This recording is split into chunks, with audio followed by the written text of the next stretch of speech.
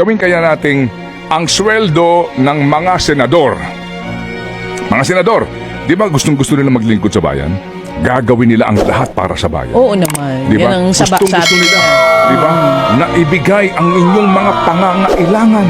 Sila'y magsasakripisyo para lamang sa inyo. Gagawin namin ang lahat sa ikabubuti ng bayan. Yan ang mga pangako nila. Congressman man yan, mayor man yan, Senador man lalo yan. na pag senador.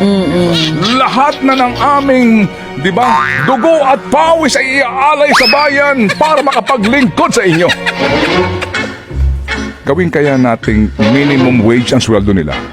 I mean, why not? Total naman, ang karamihan sa kanila mayayaman na eh. Correct.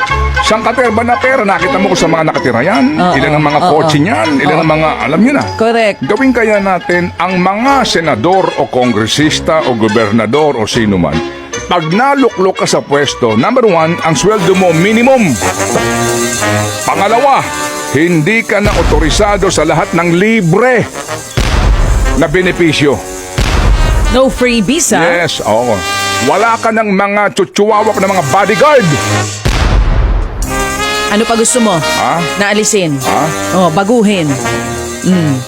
Walang libre, walang bodyguard. Wala na, total naman. Bawasan natin ang recess nila. Masyadong madami. Ako nadadamihan Diba? talaga ako. Pwede kaya Nagigil yun? ako eh. Sandali Kasi lang. tayo, di ba, no work, no pay tayo dito. Di ba? Oh, kayo ngayon, recess kayo, with pay kayo. Sa bayan, edi sweldohan ka namin Wag minimum. na, alam mo, kung gusto nila maglingkod sa bayan, wala nang sweldo at all. Susweldohan. Di ba? Bigyan nyo ng allowance, pamasahe.